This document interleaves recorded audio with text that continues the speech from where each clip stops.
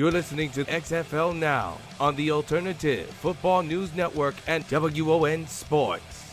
Nick Anthony, Kevin Drake, and Michael Washington Weeks. XFL Now.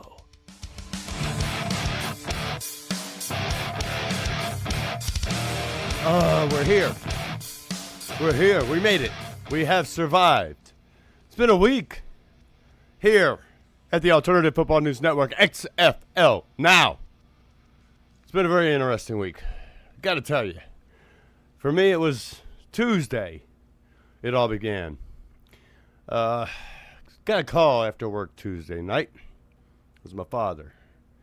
And he asked me not to park in the driveway. Like, why the hell can't I park in the driveway, Dad? You know, because they're going to come take your mom to the hospital. Well, what? You know. Well, my mother was taken out of here by, 1, 2, 3 ambulances with pneumonia. So everybody out there listening, be very, very careful this year. My mom is 73 years old. And it was not a good deal. We were kind of worried. She made it home today. Luckily, she made it home today. Very happy about that. A lot of things going on. There's something going around, not football really, but people got this viral infection. I know this happens this time of year. I live in the northeastern United States, so up here, it's a typical thing. Late September, early October, people get these upper respiratory infections because of the change in the climate. It happens in the spring also, conversely, because, well, we go from having temperatures in the 90s to the 60s. So, and this happens over the course of a few weeks. Your body really doesn't get enough time to adjust. So be very careful when you're out there this year, that you're, bundle up in the wintertime. Avoid people with sniffles and sneezing. If you got a friend who's hacking in the coffin, maybe they should go get some antibiotics and see if they don't have that infection going on in their bodies. Anyhow, let's talk about some football. Not just any football, though. XFL football here on XFL Now. Tonight we're going to do something a little bit different because I'm here tonight with AFNN personality and the author of Ciancio Speaks Sports, RJ Ciancio. And I've been wanting to do this. The other guys have some personal things they have to take care of tonight, work for some. Others have some beta testing that they are doing. So what we're going to do is we're going to sit here and we're going to go through the possible, the rule changes that have occurred within the new structure of the XFL. And what I want to do with RJ, because RJ is very proficient in rules in football, arena leagues, indoor leagues, and other leagues. And we're going to sit here and we're going to discuss this for a little while with you folks tonight. RJ, how you doing up there you're in where, Connecticut? Yeah, the glorified buffer state of America. Buffer state? Yeah, it's a buffer state between New York and Massachusetts. No one says, "Oh boy, I'm going to Connecticut." If you hear anybody say that, they're lying. Or they're just absolutely insane. One or the other. So, RJ, we all know the XFL is... The big thing is it's going to be setting itself apart from other football organizations, mainly the NFL. There are some rule changes that they've been making, and I think the biggest one, and I think this is one that has most fans excited, and that's the forward laterals. I'm definitely excited about this one myself, and I'll get into that in a bit, but I really like this as a concept. We have the forward lateral rule, and we were over there at the XFL board, which is like the best place to go for XFL news and commentary and stuff. If you want to, read something, got nothing else to do, go to xflboard.com. Always something great going up over there. We have The lateral is the big deal. I think that's going to be the biggest game-changing thing that could have happened, that will happen. But there's other changes that are going to occur here. We have some changes in the way special teams work. We have changes in the PATs. We have changes going into overtime. No ties. Thank goodness. No ties. No ties. No ties. You got to have a winner. It's football, damn it. It's football. Even if you do a hustle for the ball to determine who wins the game, it's football. Give them a point. And there will be some changes in the way the game is timed. And I think the timing issues of this are going to be very important in how we perceive the game. It's like it's if you watch college football, fans, if you watch college football, the clock, it works differently. In college football games, for me, they seem to roll a lot smoother than the major league. If you know what I'm talking about, the NFL, the clock seems to roll a lot smoother. I think clock changes are going to be a big difference here, and the timing of the game and the for downs and possession of the ball before snap and things like that. They've already got the ball. They have a design for their football, which looks kind of cool to me. I like it. I like it too. I gotta say, I got a soft spot for the original red and black design, but they're distancing themselves from that 2001 league, so you know what? I dig this. It's conventional enough, but it's got a bit of a flair to it, so I like it. I like the if you see the pictures that are out there, I like you can tell it's a pigskin. It's not that smooth leather that the NFL uses. It's got a rougher look to the ball, and I like that. It's more like football. It's like the ball you have in your home. You know what I mean? The one you go play in the backyard. It looks worn. It looks like it's been played with for a while, I guess. And it's more of a natural shade of brown than the NFL dark, deep, rich brown. It looks like instead of buying like a luxury car, instead of like luxury car upholstery, it looks like something you'd find your everyman car. Yep. And I think that'll make a difference. The ball, the look of the ball. I like the X at the back on either end. That really is cool. Because, look, we know they're going to probably have sky cam. Can you imagine that ball going downfield and them honing in as that X spirals? That's going to be pretty cool. It is going to be cool because what I liked about the AAF ball is that it had the stripe on the end to kind of highlight this is the nose of the ball, and when it's in spiral, you can tell if it's a good spiral, whether if it's a complete blur, if it's like seeming to go a bit off center. I think that's going to be fun for us, the fans, to see as quarterbacks throw the ball and possibly other positions with this forward lateral rule. Now, let's get into this. Let's talk about the kickoffs. There's only going to be 5 yards between the teams. However, they have to allow the opposing team to actually, the receiver to catch the ball. They're not allowed to rush them.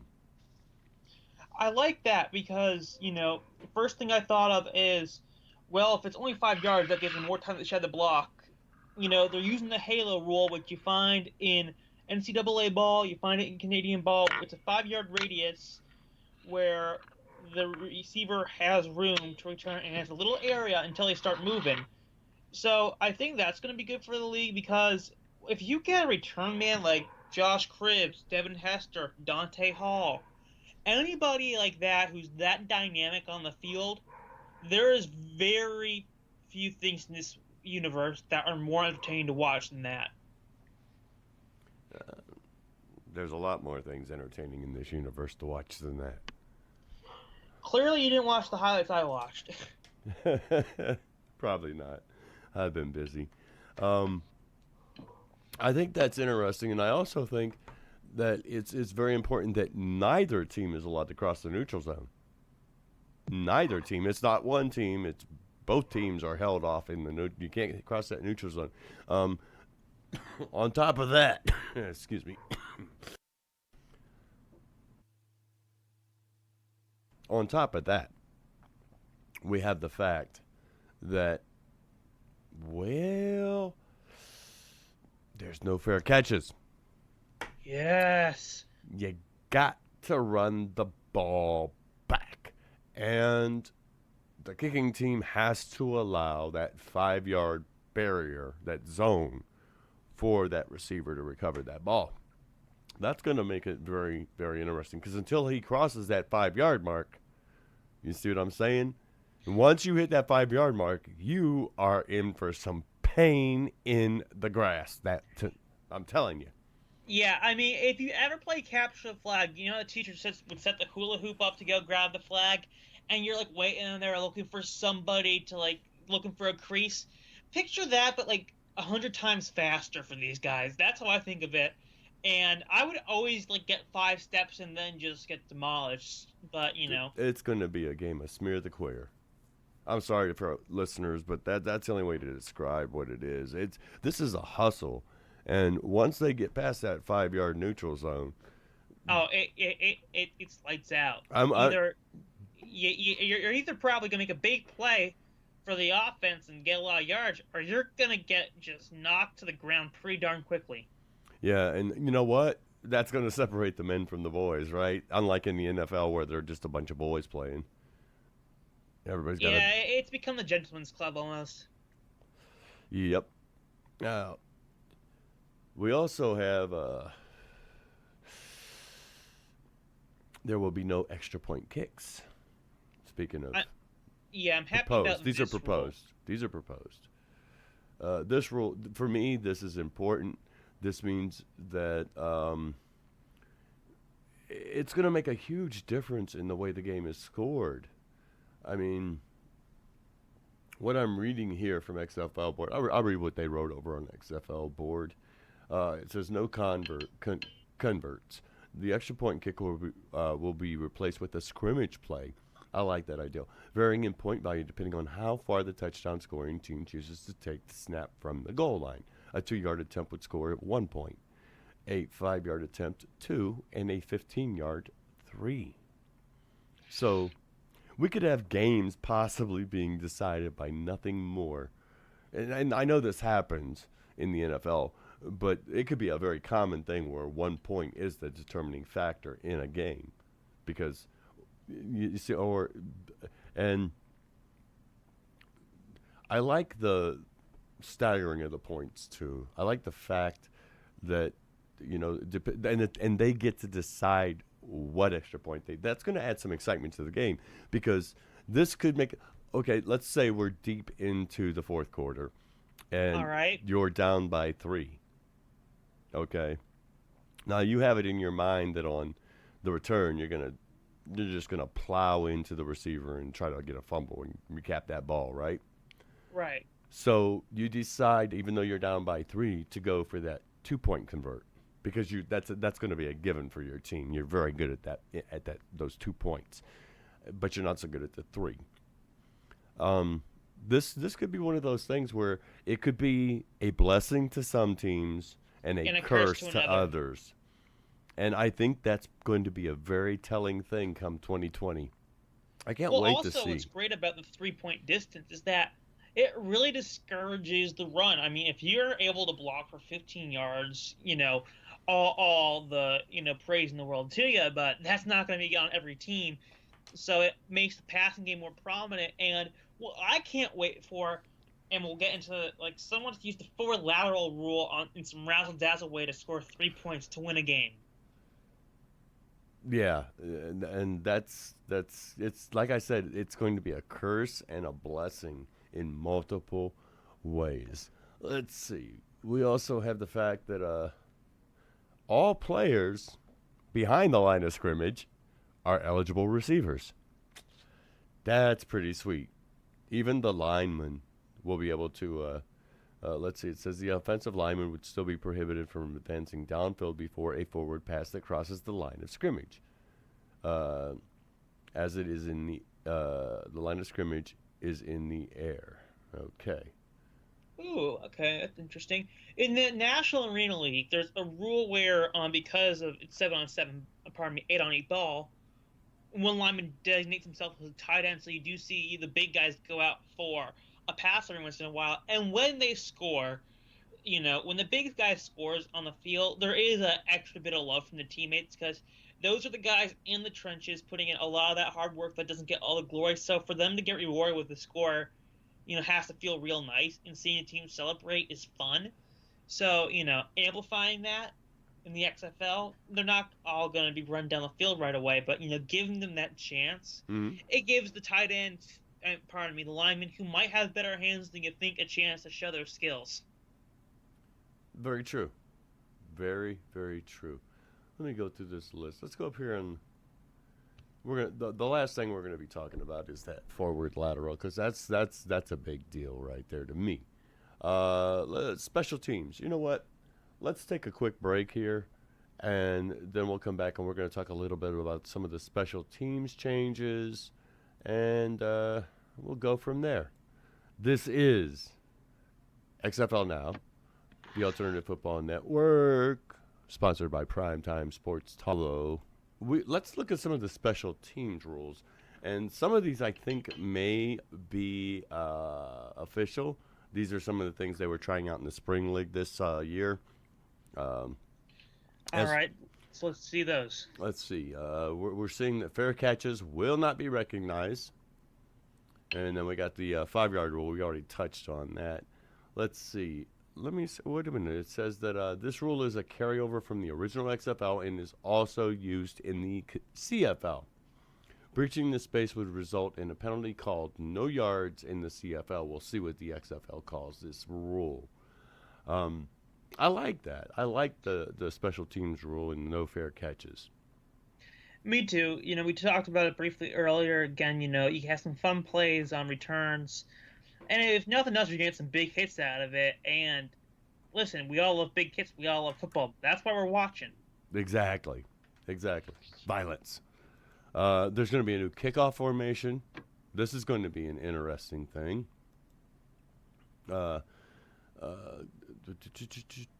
Kickoffs will be attempted with teams separated by only 5 yards. We already know this. We've talked about that. Spot the kickoff will be moved back to the kicking team's 15-yard line. I love this. And there'll be no it'll all but make touchbacks impossible. I really like this rule from the XFL because I know how it's like, and it's a kickoff, goes up back to the end zone for touchback. We'll be right back after this break. I hate it. It's a pain in the butt. Because I just saw you score a touchdown, then kick an extra point. Like, I want my action. I don't want lollygagging around.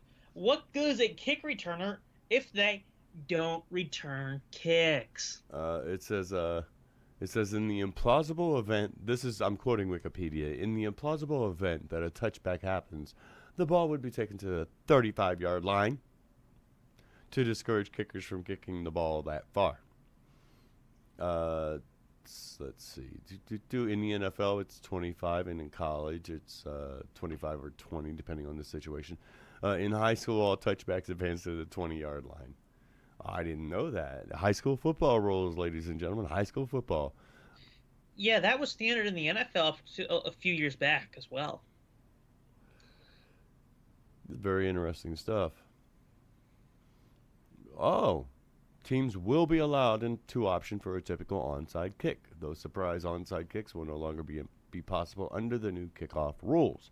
In other words, you have to let people know you're going to try it. You're going to attempt an onside. You know where I've seen this before, and I can't believe I'm quoting this? The Legends Football League. That is the former Lingerie Football League. But the league has no kick. Depending on the season, they couldn't make up their darn minds if they want kickoffs or not. But they made it so you had to declare if you're going for a kickoff or not. And I think, that's a good idea because half the times these unannounced kickoffs end in complete, jokes. I remember I'm a Steelers fan, and we went for this one time against Baltimore, and we tried getting all fancy. Our kicker looked like he's going to kick it with his right foot, then tries to go behind his left foot and kick it, and he falls over himself like an idiot, and the ball moves 2 inches. I don't want that again. Oh. Eek. Yeah, that don't sound like fun to me. It's not, especially when it's your team. Yeah, I will say it couldn't have happened to a better team, though. It couldn't happen to a better team. Just got to say that. Oh, I know you do. I know you do, but it's still annoying.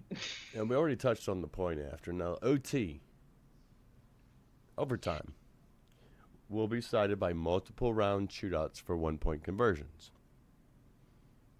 All these are going to take place from the 5-yard line rather than the 2. It's similar to a penalty shootout in soccer.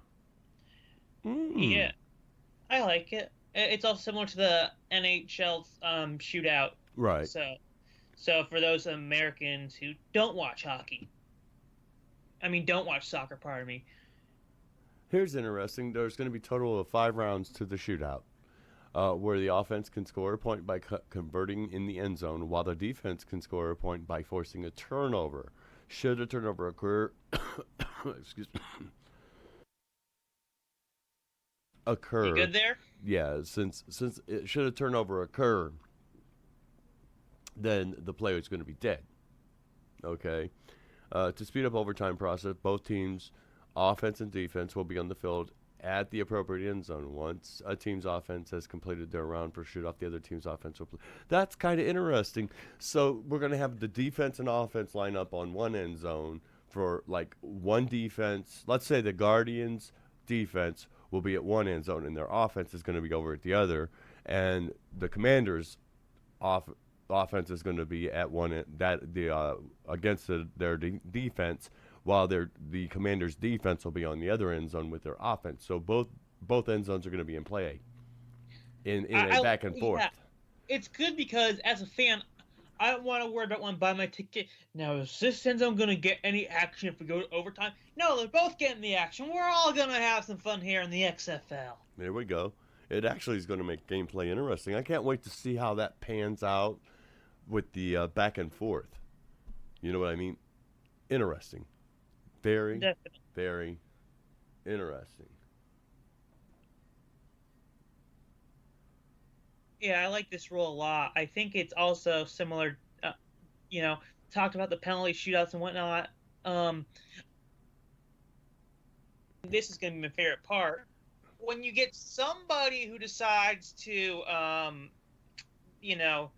just waiting for some teams to figure out, I'm just waiting for someone to go, stick their hands in the air and go, yeah, against the other team's offense. I'm just waiting for that to happen, I don't know why, but it feels like something, not that you'd see from professionals, but I think it'd be funny enough. Hey, caller, you're on the air live, the Alternative Football News Network, XFL Now. This is Leon. Hey, Leon, how you doing? We're talking about the rules. We're talking about, actually, right now, we're into the way the overtime situation is going to be working in the XFL, and we're finding it quite interesting. Your thoughts?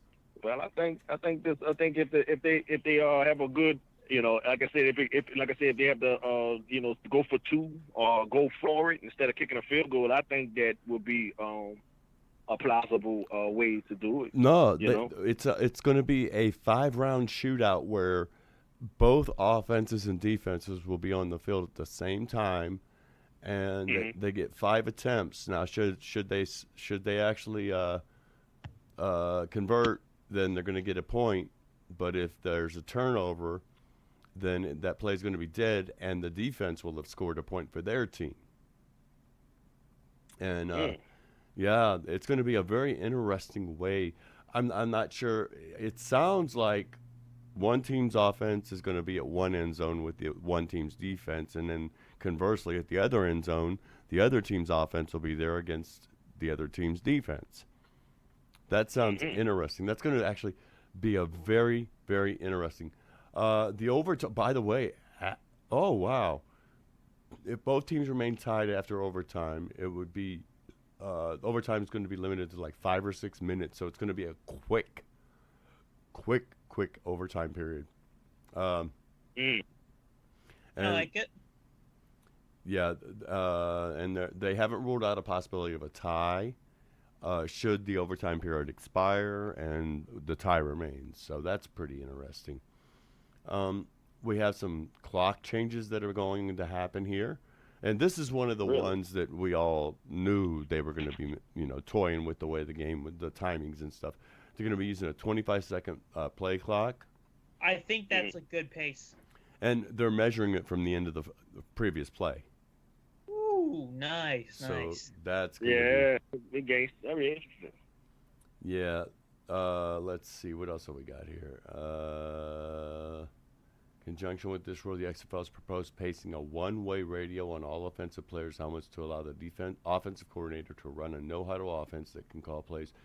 That makes sense. That's smart. It does. I don't get why quarterbacks get special privilege in the NFL. I'm the quarterback. I'm special. Yeah. And instant replay reviews are going to be limited to 30 seconds. I like this as well. Because some plays, like they get overturned, take forever. I could have gone to the restroom, made myself an omelet, and got my OJ ready by the time they're finished reviewing a play. All the while, Al Michaels is going, well, he looks like he has possession, but then he loses it there. Ow. For a guy who's been covering the game for so long, I think you haven't earned the right for that senior citizenship card for NFL coverage quite yet. Oh. Right. Yeah, what's going on in the XFL, and especially with these rule changes and the attempt. Now Vince came out when he announced the launch, and he talked about a quicker, faster paced game, trying to get the game down to about 2.5 hours, like the AAF did. And the AAF did a good job at that.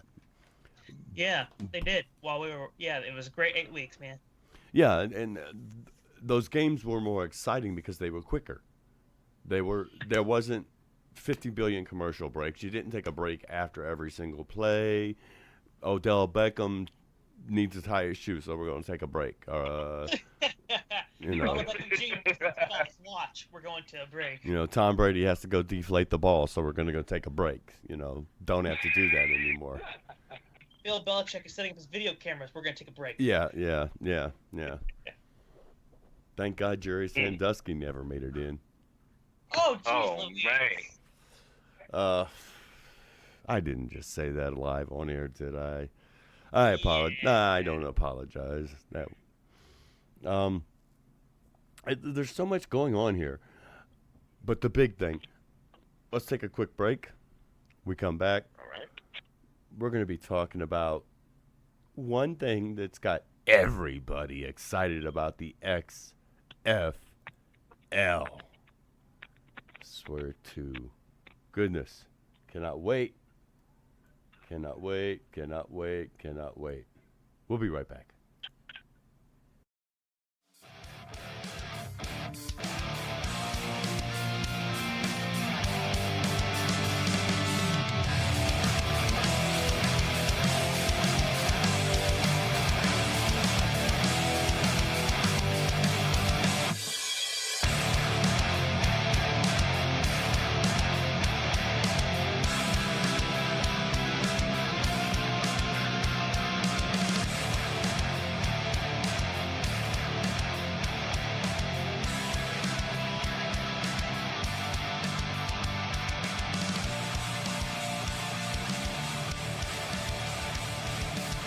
Alternative Football News Network, sponsored by PrimetimeSportsTalk.com, WON Sports, of course.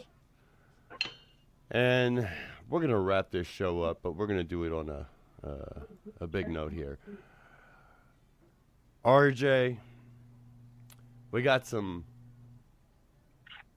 allowing of a certain pass that in the NFL will cause a penalty.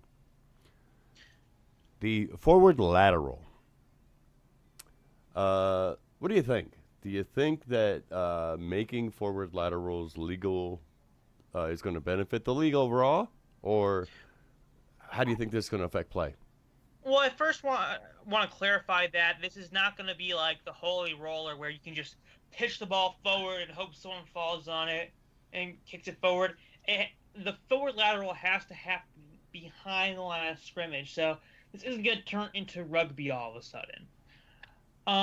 So one of my vivid memories in my first year as a football fan, Super Bowl 40, Ford Field, Detroit, Michigan.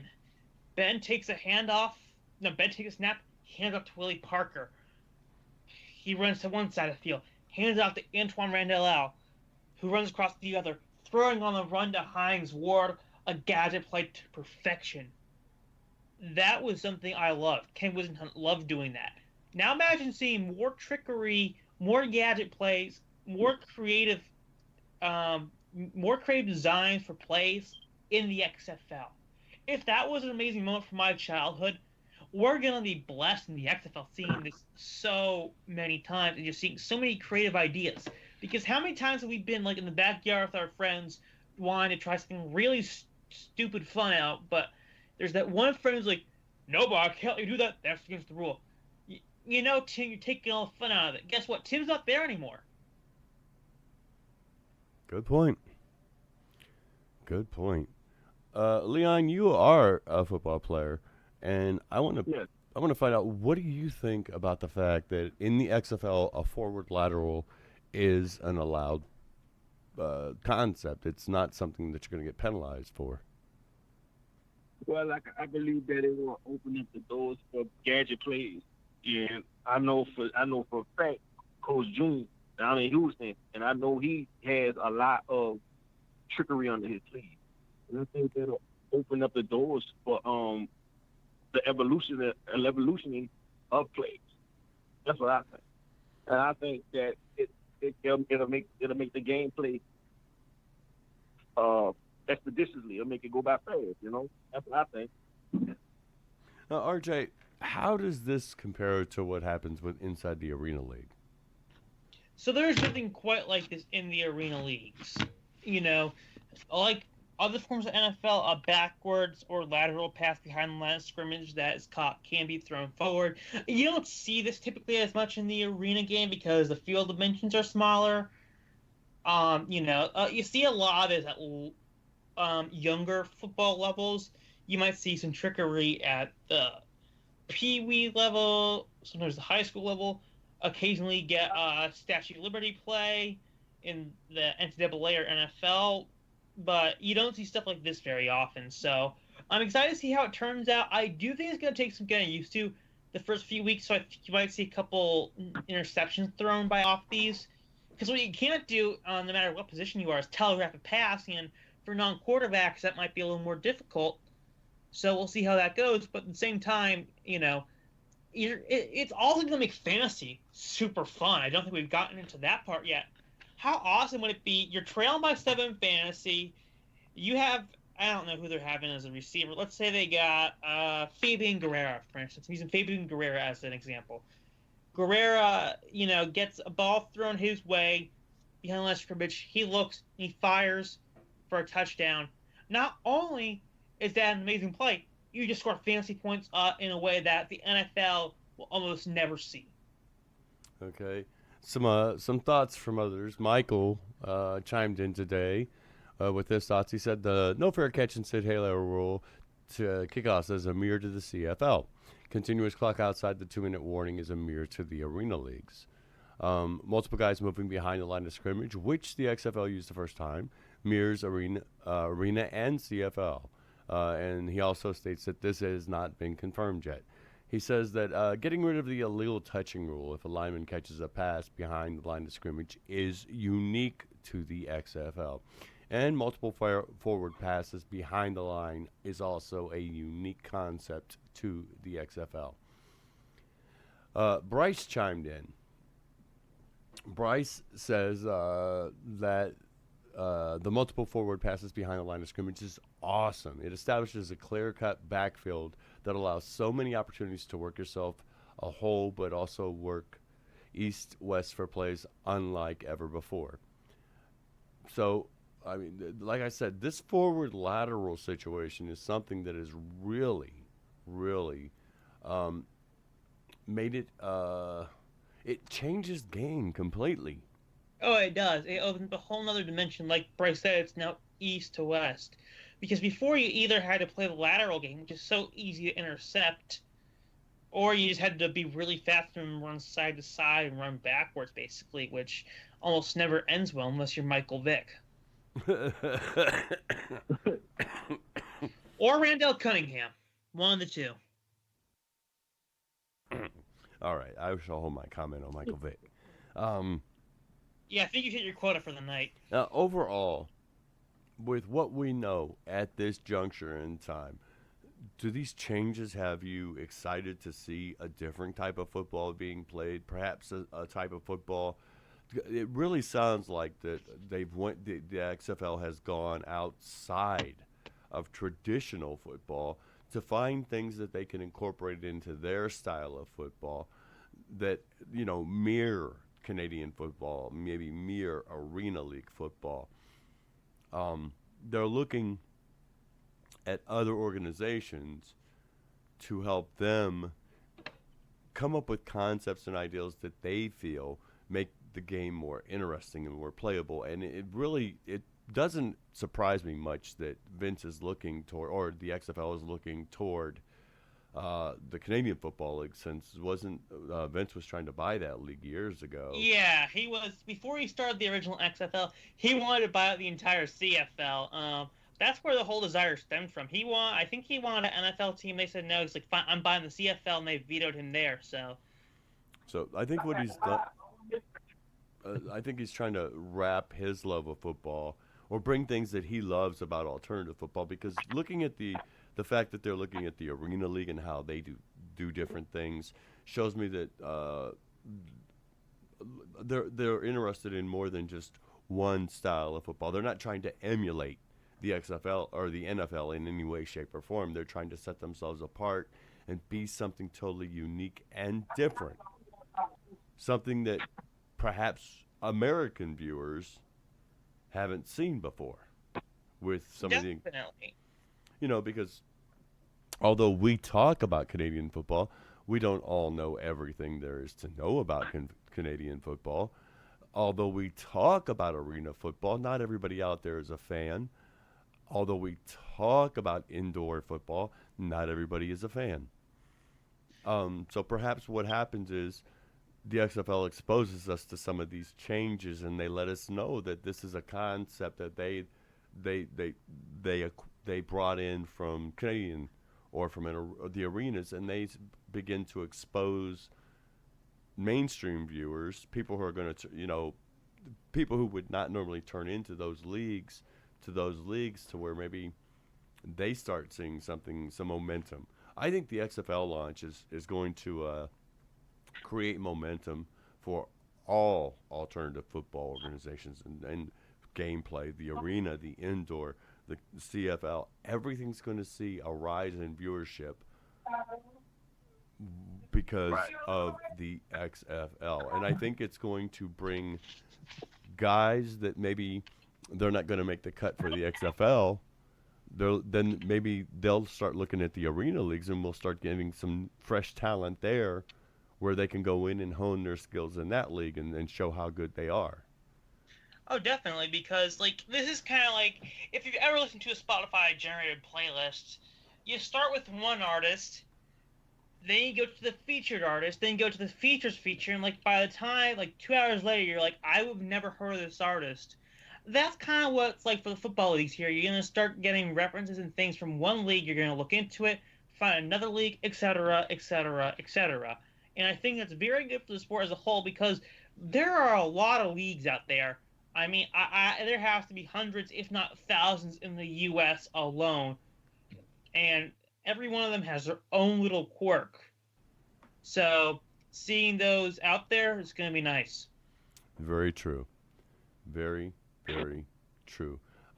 Leon, your thoughts on that? Yep. The fact that the XFL bringing in gameplay mechanics and rule mechanics from things like Canadian Football League, from the NAL, the AFL, the IFL, the CIF, from the indoor, the arena leagues, bringing some of that into the game. Do you think that's going to cause everyday fans who, they see that 25-second clock and that's, well, I like that. It's quick, it's rapid, and that's the way they do arena stuff, 25 seconds at a time? Yeah, I like that. I like that concept. Do you think that's going to bring people to reach out and try to find more Canadian football, more arena-style football? Look in their own market for their arena teams and their indoor teams and their alternative leagues that are out there? Well, I think that it would, it'll spark more interest into those leagues. And as far as for the indoor, and I played indoor and a little bit of arena, but it's the same thing. Well, you got the double motions and all of that, all of those good, rare play calls.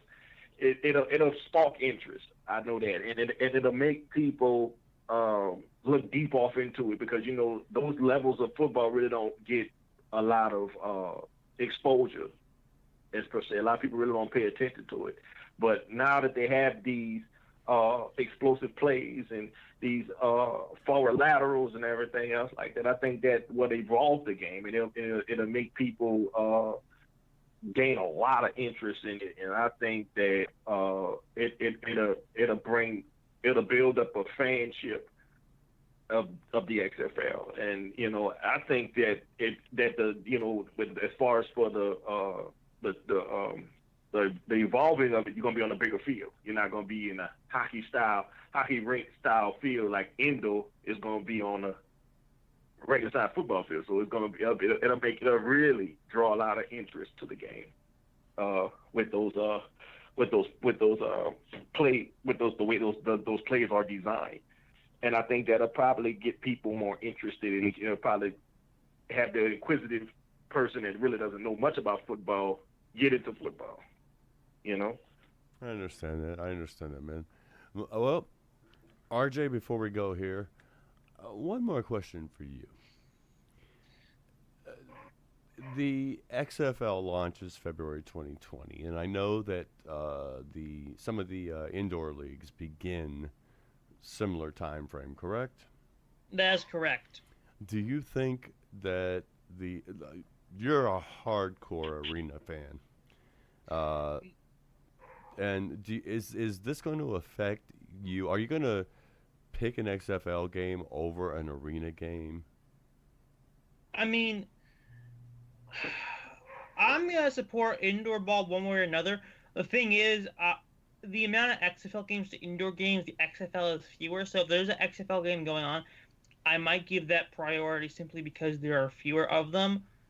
At the peak of indoor season, you have 4 or 5 leagues overlapping. You get up to 10 games a weekend. In the XFL, you'll get 4. Okay. So basically you will be... I'll watch what's on. My weekends are occupied, people. Football. Yep. Leon, same question to you. Is this going to affect your watching of other alternative football leagues because of, the fact that it's the XFL? Right. And it's on Saturdays. XFL's on Saturdays, and majority of your indoor games are on Fridays and Saturdays. So, I mean, I say this. I mean, DVR it, but I think then stay off social media for a few hours. Yeah. Yeah. But I think that it wouldn't cause too much of a conflict. But like I said, they have DVR. So I mean, I don't want to sound harsh or shrewd about it, but I think that since this is a new league, a lot of people are really going to be emphasizing on that league. They're going to be anticipating it because it's something new. So I think a lot of people are going to be going towards the new propaganda and see what all the hype is all about. And like your man said here, stay off social media a couple hours, But I think this DVR it. You know what I'm saying? Speaking of social media, Leon, how can listeners get a hold of you on social media? Oh, Leon Brooks at Facebook, Nola Lee on Instagram, Nola Lee 84 on Instagram. I'm all ears on that. Any questions, concerns? Because I was trying out for the XFL, and I was a hopeful. I'm a hopeful still. And I'm anticipating the draft and everything, and anticipating on that. So you can get in touch with me on Facebook and Instagram. RJ? Well, you can find me on Instagram at RJ_Ciancio. Ciancio spelled CIAN as in Nancy, CIO. You can find me on Twitter at Ciancio RJ and on Facebook at RJ Ciancio. My messages are always open if you want to talk football, if you want to talk life. Warning, I may overanalyze things sometimes if we go that route, so that's at your own discretion. But yeah, contact me. Let's talk.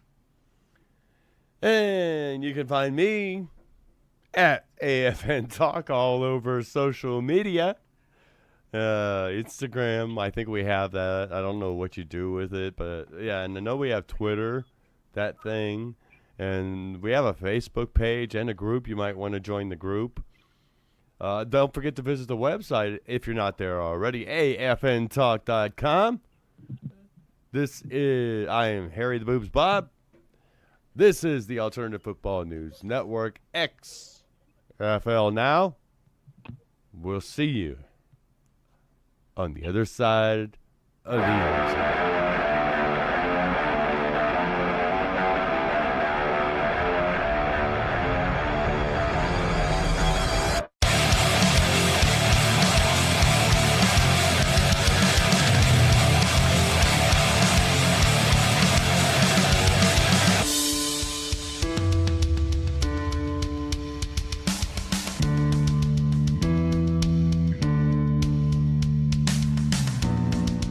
You've been listening to XFL Now, which has been a production of the Alternative Football News Network and WON Sports. The executive producers for XFL Now are Harry and Bob III, Nicholas Anthony, and Jonathan Rios. Find the XFL Now